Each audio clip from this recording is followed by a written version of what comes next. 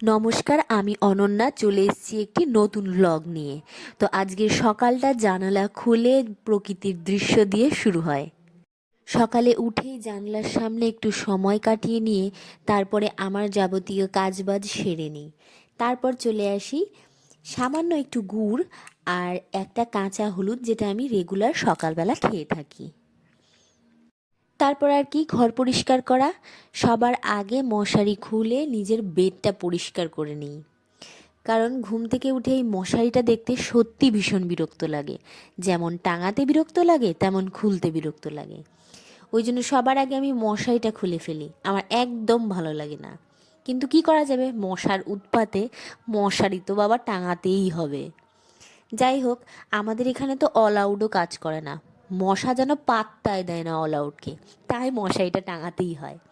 যাই হোক, গল্পের তালে তালে দেখো আমার কিন্তু বেড গোছানো হয়ে গেছে। এবার কিছু কাপড় চোপড় ছিল, সেইগুলো একটা একটা করে আমি গুছিয়ে নিই। সেই কাপড়গুলোও পালা পেরেছিল, সেই কাপড়গুলো একটা একটা করে আমি আগে পরিষ্কার করে নিই। ঘরটা পরিষ্কার থাকলে না মনটাও ভালো লাগে। সেই জন্য সকালবেলা উঠে আমি আবার চুপচাপ থাকতে পারি না, সবার আগে ঘর পরিষ্কার করি। তারপরে যেদিকে যেটা মনে হয় সেদিকে সেটা করি, বাকিটা তো মা করেই। আজকে আবার আমার ক্লাস ছিল না, সেই কারণেই যাই হোক যেখানে যেটা কাজ পড়ে থাকে সেইগুলো করে বেড়াই। ঘরের মধ্যে না চুপচাপ বসে থাকতে ভালো লাগে না, ওই জন্য আমি খালি কাজ খুঁজে বেড়াই, কোথায় কাজ আছে সেই কাজটা কমপ্লিট করে নিই। যাই হোক, বাইরে এসে দেখি বাবা বিশাল বড় একটা ব্রোকলি নিয়ে এসছে। আমার না ব্রোকলি ভীষণ প্রিয়, সারা শীতটা আমি ব্রোকলি দিয়েই চালিয়ে দিই, আমার ভীষণ ভালো লাগে। তার মধ্যে ফল মূল অনেক কিছুই ছিল টেবিলে। তো আমি আগে টেবিলটা পরিষ্কার করে গুছিয়ে নিই। দেখো কত রকম ফল নিয়ে এসছে, সেগুলো একদম বিছড়ে পড়েছিল, সেগুলো আমি একটা ঝুড়ির মধ্যে সুন্দর করে রেখে দিই। তারপরে জল এটা সেটা সব এলোমেলো হয়েছিল, সব পরিষ্কার করে রান্নাঘরে এসে দেখি মা অর্ধেকটা রান্না করেছে সকালকার। তারপরেও অনেক জিনিসপত্র উলট পালট হয়েছিল। তো মায়ের কিছু কাজ ছিল দেখে মা বাইরে গিয়েছিল, সেই সময় আমি এই রান্নাঘরটা পরিষ্কার করব মনে করি। সেই জন্য রান্নাঘরটা সুন্দর করে পরিষ্কার করে নিই যতটা আমি পারি, কারণ রান্না এখনও কমপ্লিট হয়নি। এই দেখো চারদিকটা মোটামুটি করে পরিষ্কার করে নিই। পরিষ্কার করার পরে সত্যি ভালো লাগছিল, নিজের মন থেকেই ভালো লাগে। যাই হোক, সকালের একবার রান্না হয়ে গেলেও এখনও দুপুরের রান্না কিন্তু বাকি আছে, সেই জন্য দুপুরে রান্না হবে, তারপরে আবারও রান্নাঘরটা পরিষ্কার হবে। যাই হোক, ঘরে এসে দেখি জানালাটা একদম নোংরা হয়ে আছে, অনেক দিন ধরেই জানালাটা পরিষ্কার হয় না, যার জন্য ধুলো বালি পড়ে কঠিন অবস্থা, আর গাছগুলোর তো একদম মরণাপন্ন অবস্থা। যার জন্য আমি জানালাটা আগে ভালো করে পরিষ্কার করি, এক বালতি জল নিয়ে এসে জানালাটা পরিষ্কার করি, কারণ সকালবেলায় এসে যখন জানালার সামনে দাঁড়াই তখন যদি এরকম নোংরা দেখতে পাই তবে কি ভালো লাগে। অনেক দিন ধরেই ভাবছিলাম, তো আজকে আমার যখন ক্লাস নেই, কোনো কাজ নেই, তখন ভাবলাম এই জানলাটা আগে পরিষ্কার করি। এই খুঁটিনাটি কাজ করতে করতে আমার সকালটা এমনিই কেটে যায়। তারপর বাইরে এসে আমি যত যাবতীয় নোংরা ছিল সব ঘর থেকে ঝাড়ু দিয়ে বের করে ফেলি। একবার সকালে মোছামুছি হয়ে গেছে, তারপরেও কাজবাজ হওয়ার পরে ঘর পরিষ্কার করে আরেকবার মুছে নিতে হয়।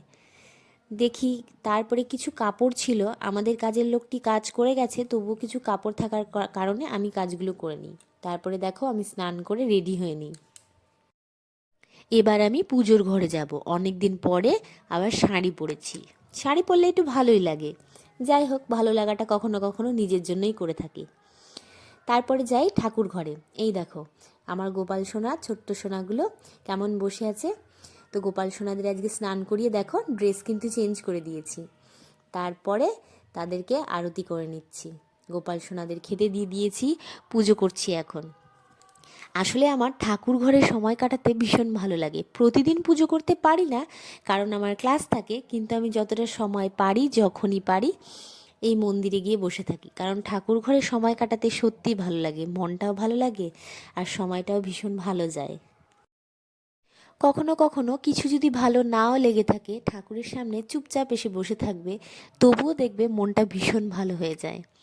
যার জন্য আমি যখনই সময় পাই পুজোটা আমিই করি, কারণ এই সময়টুকু আমার একান্তই আমার বলে মনে হয়, আর ভীষণ মনে একটা শান্তি পাই, আলাদাই আনন্দ। যাই হোক, এই আনন্দটার ভাগ হয় না, যে থাকে শুধুমাত্র সেই জানে। পুজো প্রায়ই আমার শেষের দিকে, তো আমি একটু ধূপ জ্বেলে দিয়ে ধূপের আরতি দিয়ে যাচ্ছি। যদি বলো সারাদিনে সব থেকে প্রিয় কাজ কি, তবে আমি বলবো সত্যি এই পুজোর ঘরের সময়টা সব থেকে প্রিয় কাজ বলে মনে হয়। ঠাকুরের সামনে বসে থেকে পুজো দেওয়া এবং তাদের দিকে তাকিয়ে থাকতেও অনেকটা শান্তি পাওয়া যায়। তারপরে আমি একটু জব করে নিই। দেখো আমার পুজো প্রায় কমপ্লিট হয়ে গেছে। জব কমপ্লিট করে আমার পুজো সম্পন্ন হয়ে যাবে। একটা ছোট্ট ভ্লগে তো সব কিছু দেখানো সম্ভব না, তবে যতটুকু সম্ভব ততটুকু দেখিয়ে নিচ্ছি। তারপরে চলে আসি, আমার প্রচণ্ড খিদে পেয়ে যায়, তো ফল কেটে নিয়ে কিছুটা বাবাকে দিয়ে দিই, কিছুটা আমি খেয়ে নিই। তারপরে দেখো সন্ধেবেলা আমাদের এখানে সরস্বতী পুজো হয়, সেই সরস্বতী পুজোর থিম করেছিল ভূতের থিম। দেখো দেখি, ভূতের আবার সরস্বতী পুজোর থিম। যাই হোক, ভালোই লাগছিল, নিত্য নতুন জিনিস করেছিল। তো এই সময়টা আমার সন্ধেবেলাটা এইভাবে কাটিয়ে দিই। দেখো থিমগুলো ভীষণ ভালো করেছিল, কিন্তু এই থিমটা তো আরও সুন্দর। তো আমার বেশ ভালো লেগেছে, এই দুটো থিমই আমার ভীষণ পছন্দ হয়েছে, তাই ভাবলাম তোমাদের সাথে শেয়ার করে নিই। আমার এই ছোট্ট ভ্লগগুলি যদি তোমাদের ভালো লেগে থাকে, তবে কিন্তু লাইক করতে ভুলবে না, আর আমার সঙ্গে থাকবে, পাশে থেকেও। আবার দেখা হচ্ছে